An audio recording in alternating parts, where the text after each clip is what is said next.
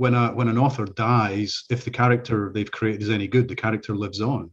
People are still wanting to read Miss Marple novels, Poirot novels, James Bond novels, Sherlock Holmes novels. Any great character will last longer than their creator.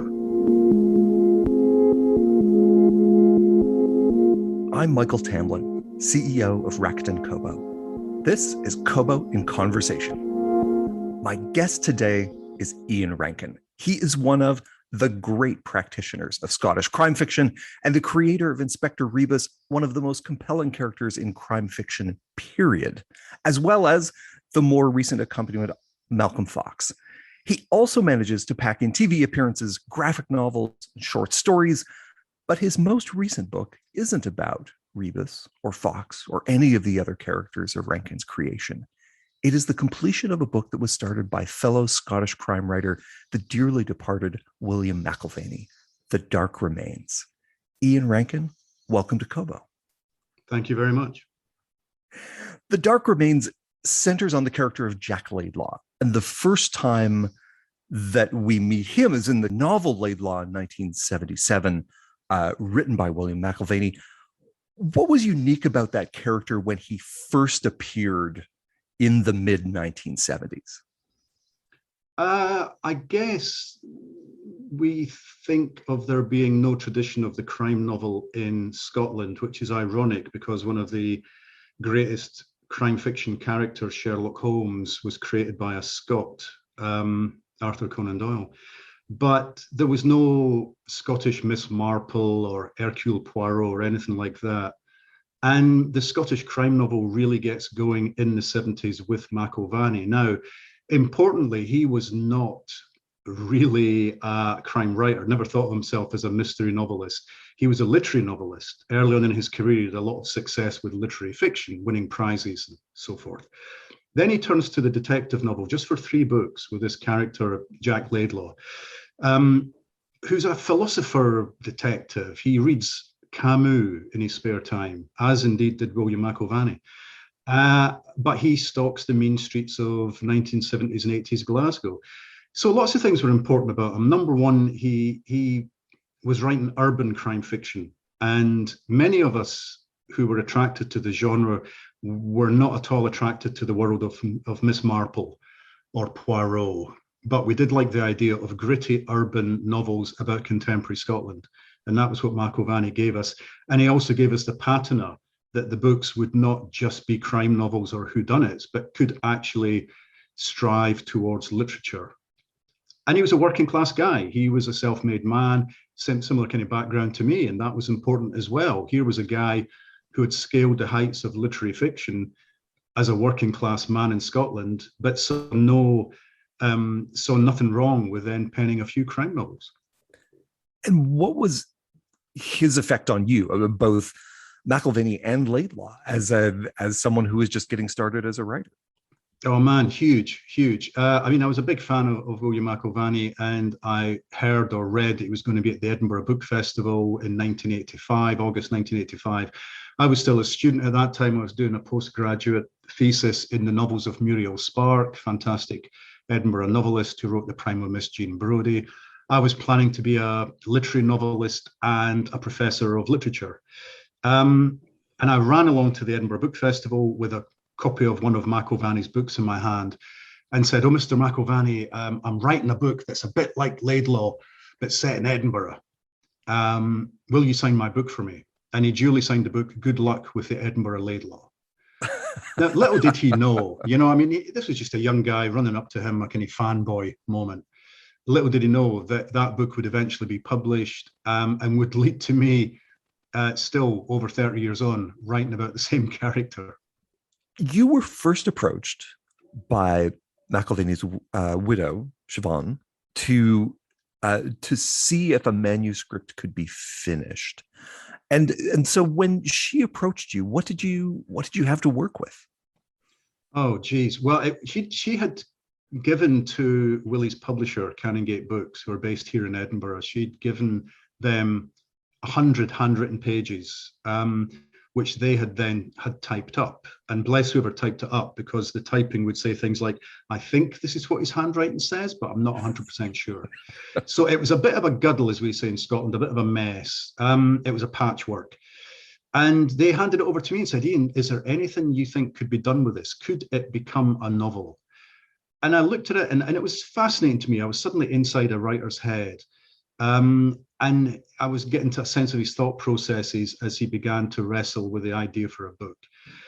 And I started to tease out that there were actually two stories in here. One was going to be a prequel, an early novel featuring the character, and one was going to be the final book in the weeks leading up to his retirement. Now, Willie didn't leave nearly enough for that second book, but he did leave quite a lot of scenes and characters and moments and beats that allowed me to think that you could construct a novel from this. And I said that to Canongate. I said, you could construct a short novel from this. They then went back to the widow, Siobhan Lynch, and she came back to me and said, Ian, I want you to do it. Willie would want you to do it. And the challenge was huge.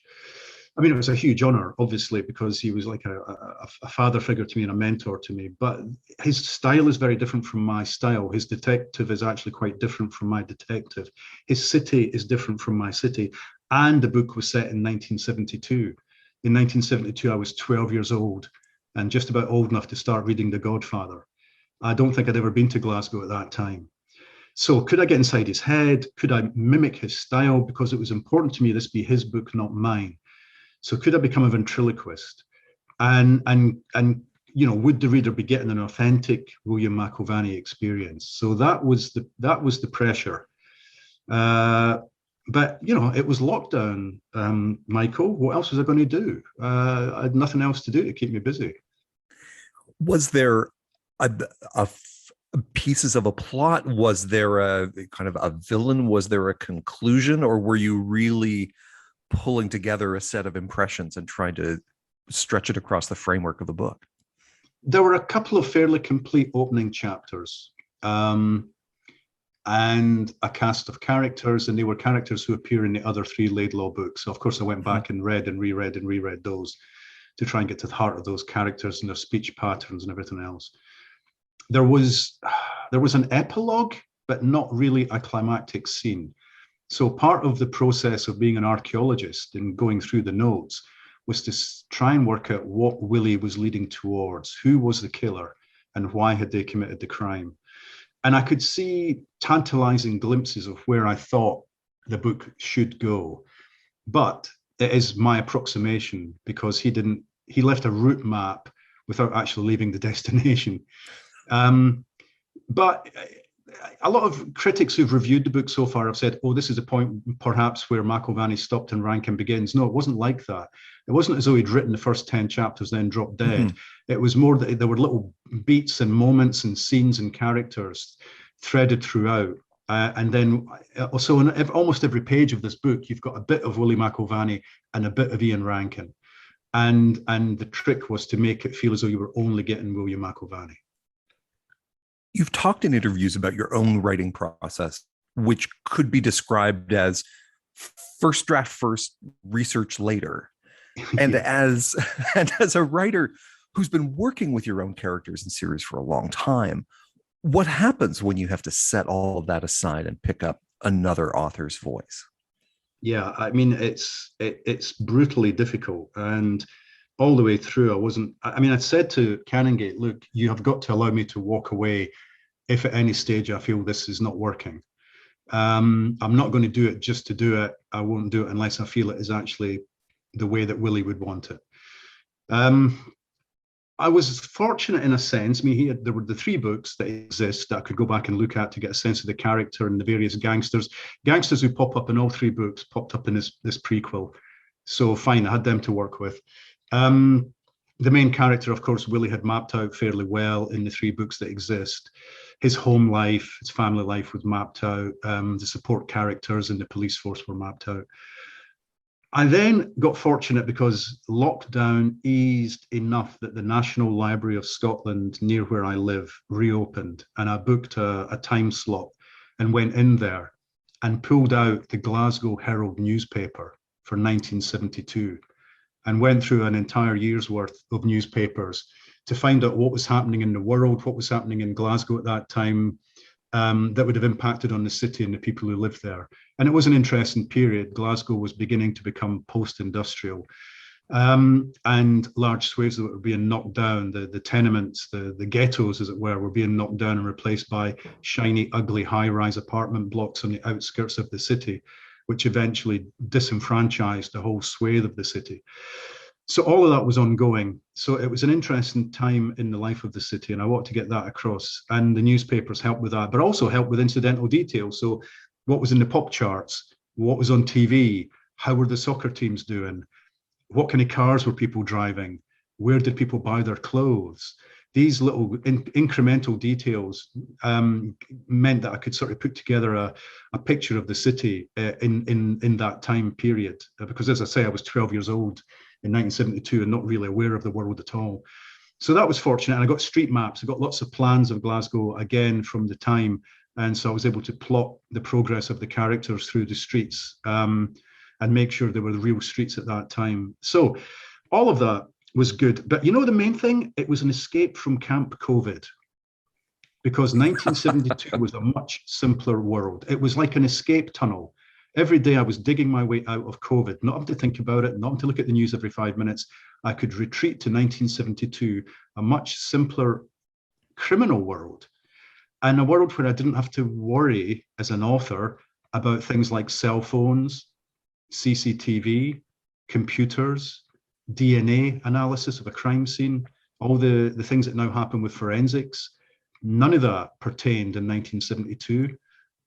So it was a world of kind of goodies and baddies, and a nice, straightforward world to write about. Because now, you know, whenever you start to write a mystery novel or a whodunit, you've got to factor in the cell phone.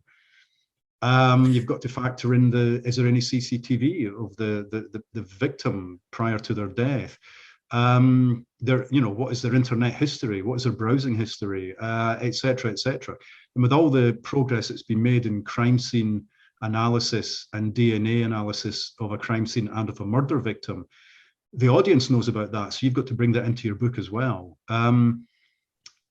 And in some ways that just gets in the way of really wanting to get down to the nitty gritty of the plot, and it can slow down the plot and everything else. So, and also I'm not an expert in these things. I've got to pretend to be an expert while not being an expert. So it was nice to escape all of that. In your own books, Inspector Rebus has aged more or less from, you know, the late 80s until today, and you've been able to kind of walk the evolution of police procedure through that time, sometimes in his case unwillingly, but diving back into 1970s police procedure, how did you dust off the sense of what would a detective be using and doing then in order to kind of go on with that kind of investigation at that time? Well, luckily, you know, I mean, William McIlvanney's books exist, and lots of other books from the period exist. And there were TV shows around at the time as well, things like The Sweeney on TV, which was a fantastic cop show that I used to watch when I was a kid. So I had all of that at my disposal. And of course, the imagination is a wonderful thing. You just make stuff up and hope you get it right. And, usually I'm not a planner, I'm a pantser. I fly by the seat of my pants. And as you've suggested, I do the research after the first draft. The first draft is kind of freewheeling, as it were. With this, I had a template. I had quite a lot of it mapped out as to the way this book would progress. And what I was doing was sort of filling in the pattern or filling in the pieces of the jigsaw that had been left blank. So there was only so much I could do in terms of pantsing. But the planning had already been done, so that actually made it fairly straightforward. And you know, it was lovely to, once I found the rhythm of McIlvanney's voice, the rhythm, because he's quite a rococo writer. He's much more poetical in his descriptions and his sentence structure than I am. My books are staccato and more concise sentence-wise. Once I figured out how to do that, once I'd got Laidlaw's inner self in my head, everything else kind of fell into place. I also had to be careful that it was Laidlaw and not Rebus. And the one thing that I started to realize, especially rereading the Laidlaw novels, was how much of Laidlaw I had lifted for the earliest incarnations of Rebus. up to the point, and someone pointed this out to me last night. I did an event last night in St Andrews, a town not too far from Edinburgh. And a member of the audience asked a question. He said, Ian, I've just reread your first Rebus novel, Noughts and Crosses. Are you aware that one of John Rebus's neighbours is called Jock Laidlaw? In the tenement where Rebus lives, he has a neighbour called J. Laidlaw. That obviously is an immediate homage, but I just completely forgotten I'd done it in the book. But even the figure of Cafferty, who's the villain in my books, who runs Edinburgh and is Rebus's nemesis in many ways, owes quite a debt to one of the gangsters who I think McIlvanney was very attracted to as a character, John Rhodes. John Rhodes is in this book, and he's in several of the other Laidlaw novels, and I guess he's a gangster with a conscience in a way, and he's attractive and charismatic as well as being dangerous. And I think I stole quite a lot of him for my guy Cafferty. And did you have to give the whole thing a read at some point to see if any of your own, little tics or habits had worked their way in? Yeah, I did, and I didn't find too many. But then Willie's agent looked at it, and his publisher looked at it, and then the real judge and jury is when it was sent to Siobhan, his widow. Mm-hmm. And she sent me, we hadn't spoken since the memorial service for Willie 6 years ago. She sent me a lovely handwritten letter. How many times do you get a handwritten letter? I very seldom get them these days. And she said, Ian, I cannot see the join. I cannot see where it stops being Willie and starts being you. I thought, great, job done.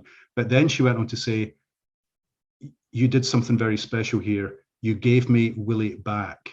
You brought him back into my life for the weekend that I read this book. It was as though he was sitting in the room with me. I could hear him. And my heart split in two when she told me that. And it was just the nicest thing she could have said. And I thought, well, okay, Ian, job done.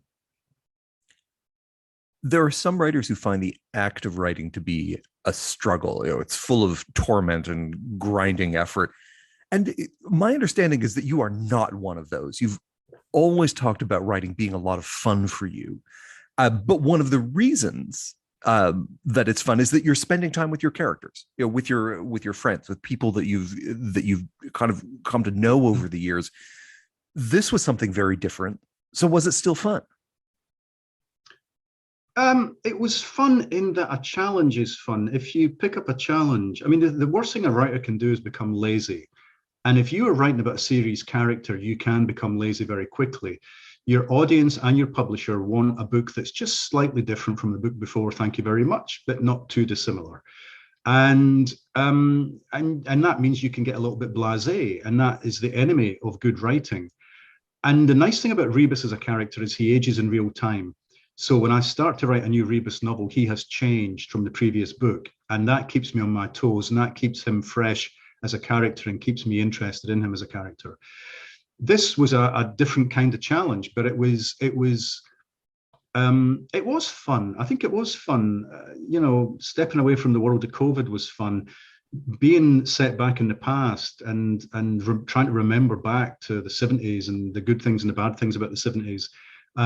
People smoking in bars and buses and airplanes and, everywhere, really everywhere. Hospital operating rooms. Yeah, and I remember I was almost too true to William McIlvanney's legacy, because when I gave the first draft to the publisher, they said, Ian, it's mostly just a lot of hard men sitting in bars playing mind games with each other and smoking furiously. And I said, yeah, that's the 3 Laidlaw novels. If you go back and look at the source material, that's kind of what happens. There's not a lot of kinetic action. They said, well, can we please try and get them out of the bars a little bit and maybe get them onto the streets or have things happen outside? Let's get some fresh air. And they also said, the publisher also said, not many women. And I said, well, no, again, go and look at the source material. There aren't many strong women characters in Willie's 3 existing Laidlaw novels. It's very much a man's world. And if you go back to the police force in Scotland or elsewhere in 1972, you would be hard pressed to find any female detectives or anybody of senior rank who's a woman. But they said, well, look, you have got some women characters in here. Can you just maybe strengthen the role that they play? And let's see a little bit more of them. Let's get more of their story. So again, that's possibly not true to the original ethos that you would find in the Laidlaw books.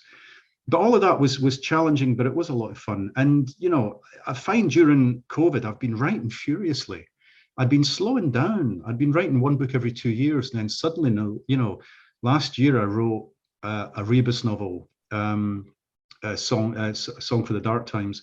As soon as that was finished, Canongate came to me with this project and I wrote that book. So the first half of last year was the Rebus novel. Second half of last year was McIlvanney. Then I was approached at the beginning of this year by a TV company asking if I wanted to get involved in a whodunit game show, which is coming on TV here in the UK next week. Then I wrote a Rebus stage play, a full-line stage play, and now I'm itching to start writing a new book. So weirdly, because I can't travel, because I can't take vacations, because I can't do interviews and book festivals and all the rest of it, I'm just writing furiously and falling in love with the act of writing all over again. Laidlaw as a character had huge impact, but unlike so many characters in crime fiction, his books were literally few and far between. First in 1977, and then the papers of Tony Veitch in 1983, and then Strange Loyalties in 1991. We're used to authors diligently serving their reading audiences with well-spaced books every year or two, but that wasn't the case for McIlvanney. Was there something about how he viewed the material or the job of being an author that kept the interval between the books as long as it was?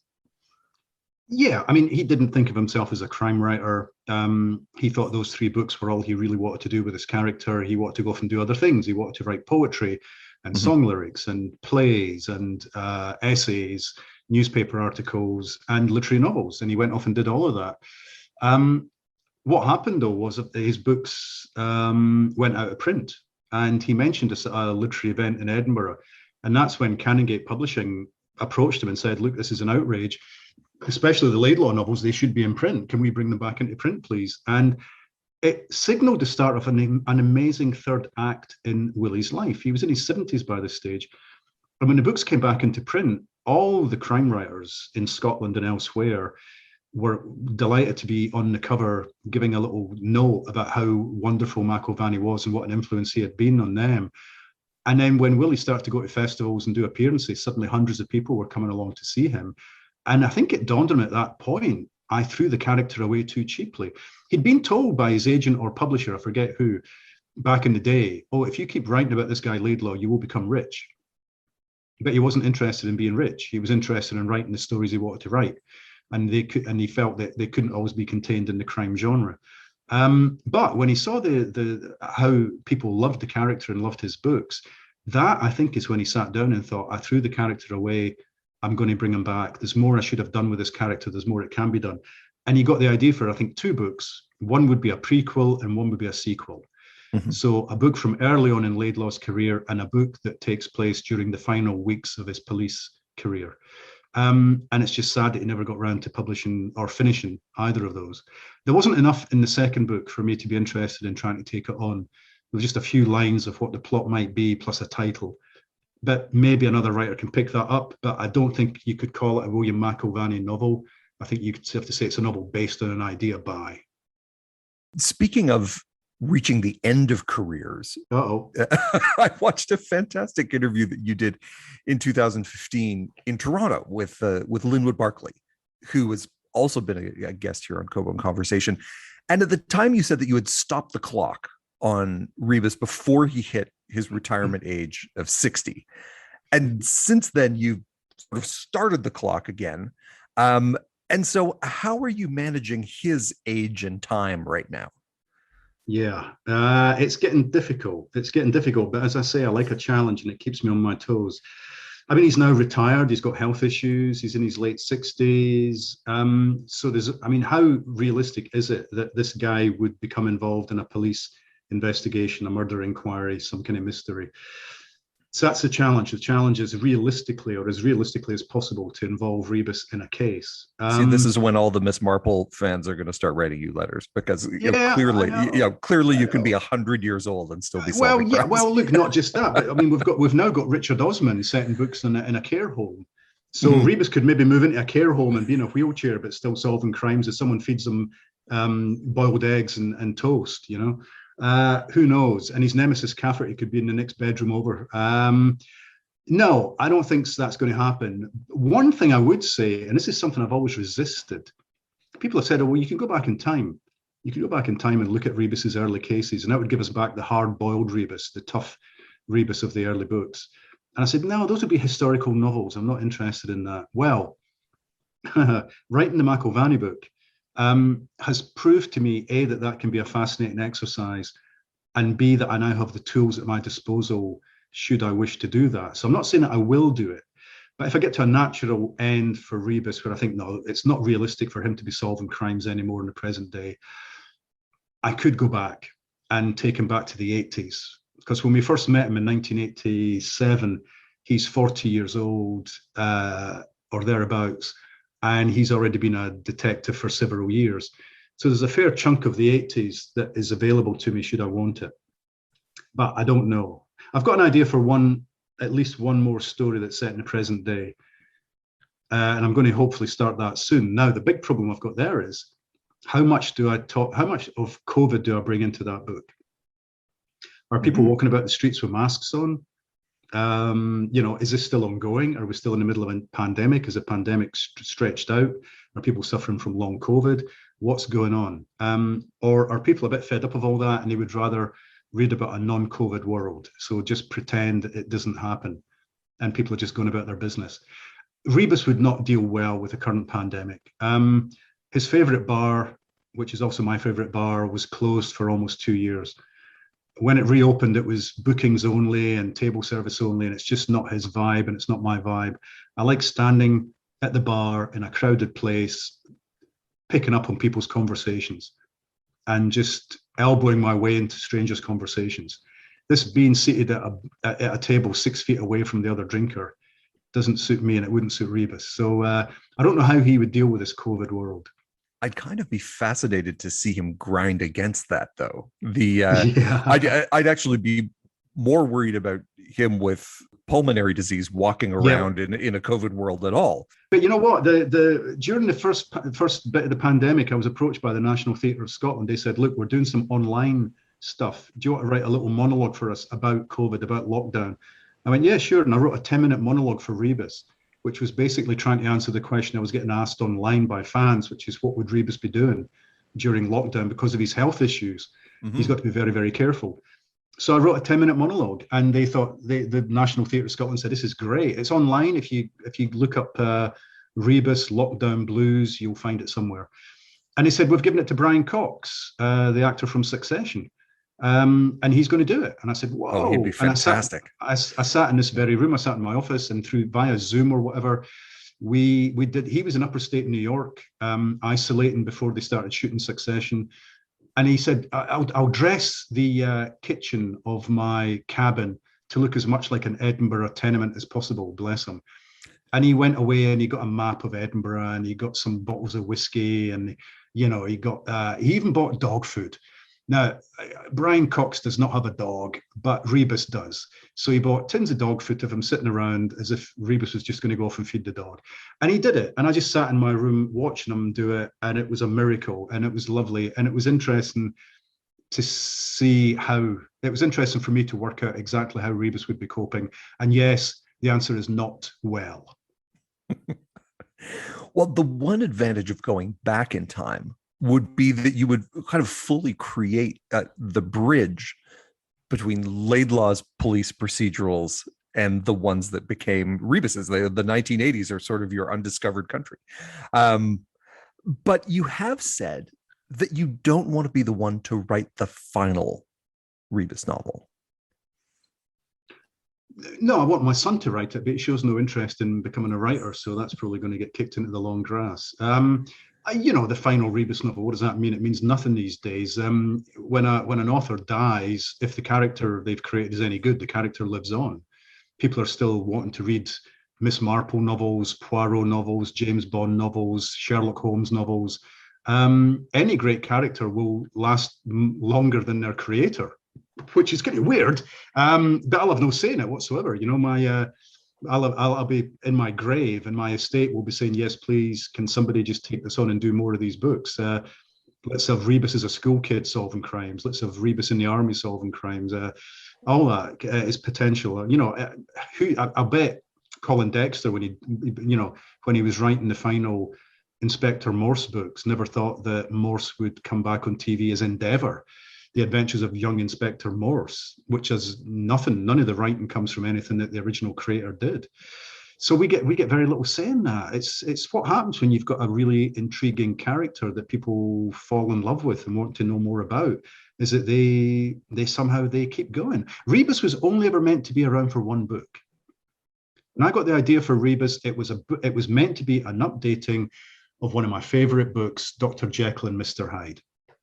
And I thought, okay, it's set in present day Edinburgh, and the Dr. Jekyll figure is a cop who's having blackouts. He's investigating a serial killer, but these blackouts mean he can't remember what he's done the night before. There's a locked room in his apartment. We don't know what's behind the door of the locked room, etc., etc., etc. You were meant to think that this guy Rebus was potentially a suspect. The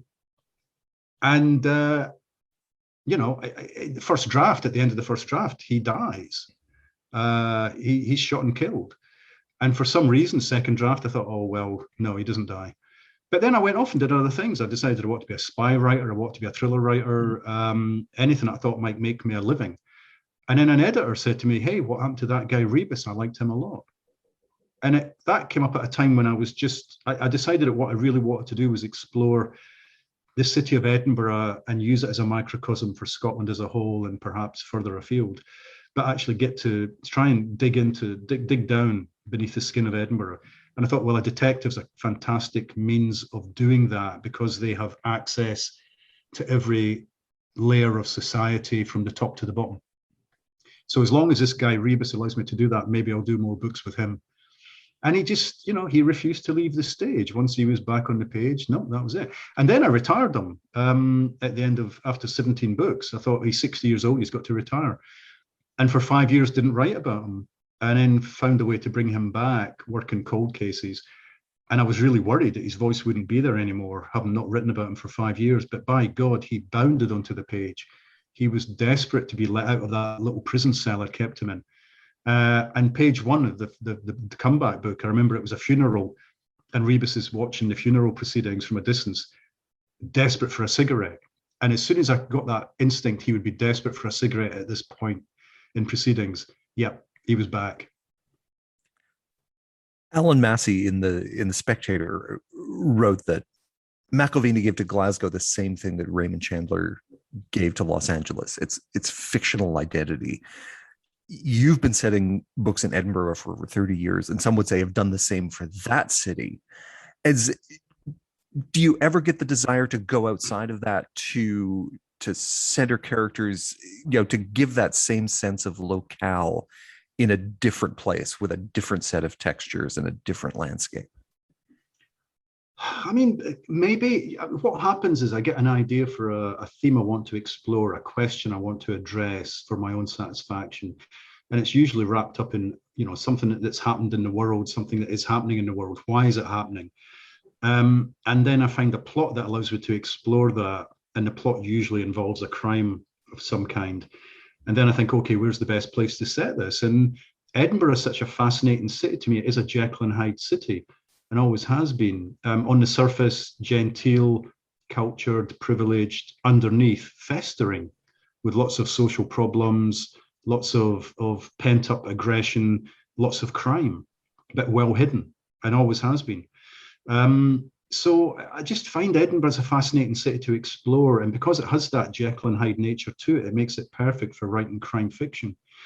You can imagine the overworld and the underworld meeting in Edinburgh. And so, so I keep writing about the place. It just keeps fascinating me. Could I write about anywhere else like that? I don't know. I mean, Rebus occasionally goes to places like Aberdeen or Glasgow or London, or he's even been to Northern Ireland. And in the last book, he went way up north to the wild north coast of Scotland where his daughter lives. And that took him well out of his comfort zone, which was interesting to me. Because not only is he an ex-cop, so he's not carrying a badge, so he can't bust his way into a police investigation the way he used to, but also he was a father. It was his daughter who was being investigated potentially for having done away with her partner. So is he going up there as a detective? His very DNA is as a detective, or is he going there as a father who will try and protect his daughter, even if it means covering up for her? So that was the big moral question in that book. But it was nice to get him out of his comfort zone. Yeah, I don't know if I would write a book set anywhere else. I mean, I lived in France for 6 years and never felt the need to write a book there. I lived in London for 4 years and wrote two books set there, one set there completely and one a Rebus novel set partially there. Edinburgh just fascinates me. It's like a TARDIS, it's much bigger on the inside than the outside, which means you can explore it endlessly. One of the things we like to ask people when we have them here is not just about their writing lives, but also their reading lives. As you were getting your arms around this source material and around this character, you mentioned that you read the other Laidlaw books, but were there other books that you picked up to get a feel for the times or just to get your head in the right place as you went to tackle this project? Yeah, I mean, there are quite a few writers who either write about Glasgow in the now or write about Glasgow of the past. Alan Parks is one. I like his books a lot. He's written 4 so far. Each book has a different month in the title. The April Dead is the latest one. And those books are set in early 80s Glasgow. So they gave me a little bit of a sense of not the Glasgow of the book I was about to write, but the Glasgow that some of the McIlvanney books take place in. Then there were Willie's other books. I mean, he's written a slew of books that are not crime novels, but are set in the west of Scotland around that time. So I had to go off and read those as well. And Docherty is a fantastic novel he wrote that tangentially is attached to the Laidlaw universe, in that Laidlaw's brother knows a guy called Docherty who's related to the Docherty who's the hero of the book that Willie wrote. It gets very complex. So I did all of that. But mostly when I'm writing a novel, I tend not to read much, and I tend not to read much crime fiction because I'm always afraid that subconsciously I am going to steal the author's ideas. If anybody's got a better idea than me, I'm going to nick it.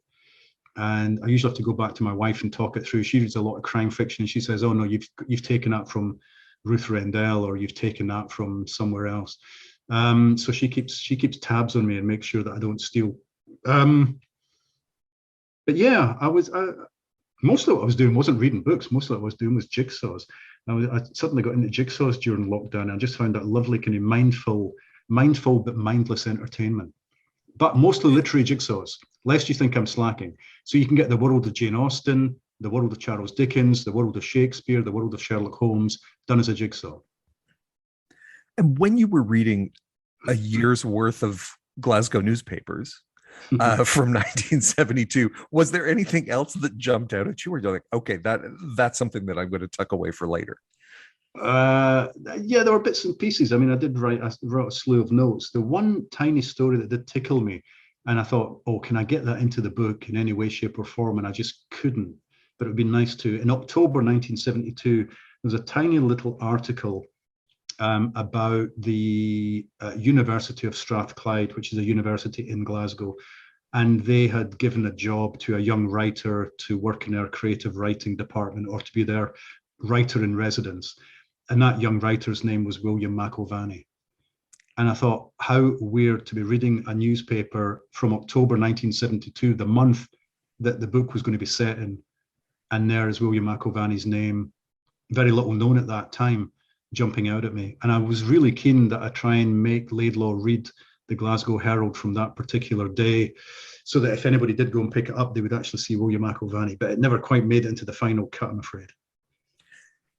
In addition to being spending a lot of time working on the page, you also you love music. You're a collector of music. You've been in bands yourself. As you were in your kind of COVID lockdown status, did your musical tastes change? I'm not sure my musical taste changed, but I was very aware that COVID was not impacting negatively on my working practices. Writers tend to spend their time in isolation anyway, writing books. But a lot of creative people I know suddenly had no income at all. Jobbing musicians, songwriters, actors, artists, etc., etc. And I did start to buy a lot of merchandise. I would buy a lot of band T-shirts and stuff, and I started to buy a lot of CDs and albums and stuff from the artists themselves, just to, or if they were doing an online gig, I would pay to see their online gig just to keep them in work, because I was terrified that this whole creative community was in a very powerless and fragile state. What I did do was buy a streamer. I think I said I would never do. During a little gap in hostilities during COVID, I went to a hi-fi shop and checked out some streaming devices and ended up buying one, and then signing up to a streaming service. And music did keep me sane throughout. What I found hard to start with was reading books. I found writing books was actually fairly straightforward, but my attention span when it came to reading was limited. Every 5 minutes I was going, I wonder if I should check the news. Any update on the figures? Are we any nearer a vaccine? I should just check and see what's happening around the world. Are people still dying in Italy, etc., etc.? And what I did was, to get my reading mojo back, I went back to writers I loved and short books, nice short books by writers that I admired and loved. And I did go back and read a lot of Muriel Spark novels. I went back and read Maigret, a lot of the Maigret detective stories, which were being issued in new editions at that time, new translations. And a 12-book sequence called A Dance to the Music of Time by an English novelist called Anthony Powell, who is not much read these days, but was a huge influence on me, because it's basically 12 novels written over 25 years, which trace a single character and their friends and associates from school days to old age. And it showed me how to do the aging process with a set of characters. So that was very important to me with the Rebus sequence. You have a unique clause in your contract with your publisher, as I understand it, where you are allowed to change up to 10% of the book at what many in publishing would consider to be a remarkably late stage in the publishing process. How did that first come about? Is that unique? I thought that used to be fairly standard. Yeah, I mean, up until when you get the proofs are once the book has been completed to everybody's satisfaction, it's been, it's been printed up and everything. At that stage, you can still make some changes, but usually they will charge you because it's expensive for them to have to go back and reset the type and everything else. But I mean, from early days of my contract, it would say I can do 10% of that free of charge. And if I change more than 10% of the book, then they'll start charging me. I've got to say that it never comes to that. Because I was going to say, what's the most you've ever done? Come on. Well, by the time it gets to that stage, it's the occasional typo, the occasional spelling mistake. Because when the book is completed to my satisfaction, which is usually draft 3, the first person who reads it is then my wife. And that's terrifying, because she gets printed out and she sits with a pencil and starts scribbling in the margins. Then she hands it back to me and I go through it, and anything she doesn't like gets changed. So by the time it goes to my agent, it has been edited, as far as I'm concerned.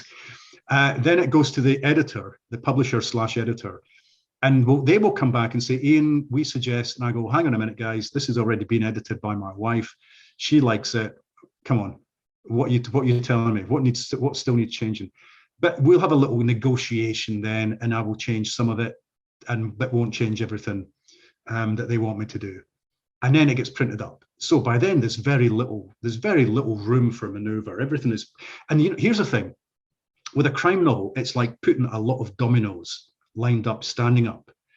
If you just remove one domino or move one domino, it changes the whole thing. The whole pattern, the way these dominoes fall, changes. So by the time you've finished the book, and this very intricate mechanism of a whodunit is there, if you tinker with a tiny part of it, the knock-on effect can be huge. So I'm very wary. I mean, it's very easy for an editor to say, oh, can you just get rid of that character? And you go, well, yeah, but that changes literally everything that happens thereafter. It's easy for you to say that. It's very difficult for me to make that happen. So I try not to change anything by the time we get to that stage. So I've never had to spend a penny on late changes. Ian Rankin, thank you so much for joining us. Thank you. I've been speaking with Ian Rankin, most recently responsible for bringing William McIlvanney's character Laidlaw back for one more novel, The Dark Remains. Find that book, as well as the Inspector Rebus series and all of the other books that we've talked about here at Kobo and Conversation's home on the web, kobo.com/conversation. There is a link in the show notes. Make sure to leave a rating and catch every conversation by subscribing wherever you listen. Kobo and Conversations is produced by Nathan Maharaj and hosted by me, Michael Tamblyn. Thank you for listening.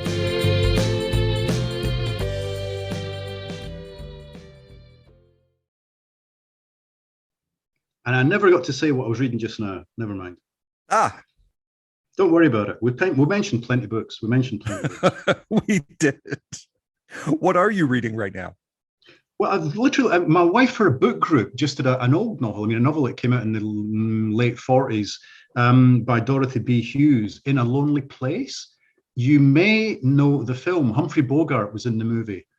And it's basically a guy who comes back from the war and rocks up into Los Angeles, where his best friend from wartime is a cop. But this guy's a serial killer. And we kind of know it from the get-go, although he never tells us he's a serial killer. We can see and tell that he's a serial killer. And it's basically a game of cat and mouse as to whether this guy's going to get found out or not. It's creepy as hell. It's dark as hell. And I had not heard of Dorothy B. Hughes before, but I am now a convert and I'm heading off to find everything of hers that I can get my hands on. And she has other books as well. There's a catalog. I think at least, I mean, again, Penguin Classics have been bringing them out. I think I've found at least half a dozen, but I'm sure there are more. Also, there's a lovely little book that a friend of mine, Denise Mina, M-I-N-A, has just brought out, which is called Rizzio. Rizzio was the good friend, possibly lover, of Mary Queen of Scots, and was assassinated by Mary Queen of Scots' husband and his henchmen in front of her in the Palace of Holyrood House in Edinburgh. And Denise, who mostly writes crime fiction set in the present day, has written a novel about it. And it's only 100 pages long, but it's bloody great. It's fascinating. And it makes me want to go back to Holyrood and look again at the bloodstains on the floor, which I believe the curators keep having to top up every now and again. They have to get a little bit of red paint out again and paint the bloodstains back on the floor so the American tourists are happy.